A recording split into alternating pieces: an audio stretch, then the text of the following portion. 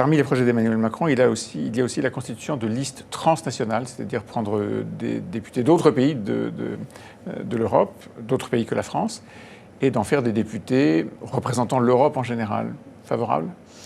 On a la question en fait des parlementaires qui étaient les parlementaires de la Grande-Bretagne qui de fait ne seront pas réélus. Et donc plutôt que de réduire le nombre des députés, ce qui se fait partout, vous dites on va en créer de nouveaux. Ce qui s'est passé souvent, c'est qu'il y avait une réallocation à la proportionnelle en fonction du poids démographique des États. Mais vous allez créer de nouveaux postes pour remplir des postes vacants. On ne va pas créer, du coup, c'est juste que ces postes-là ne seront pas supprimés. On va pas en ajouter de nouveaux. Et c'est pas utile de supprimer des postes de députés ? Au niveau de l'Union européenne, objectivement, on a peu de parlementaires européens quand on compare aux autres États, notamment la France. Qu'on diminue le nombre de parlementaires en France, ça, j'y suis favorable. Pas diminuer le nombre de parlementaires en France, mais après tout, les Britanniques sortent de l'Europe, ils sortent du Parlement européen, point. Oui, mais si l'idée, c'est justement d'avoir des élections européennes.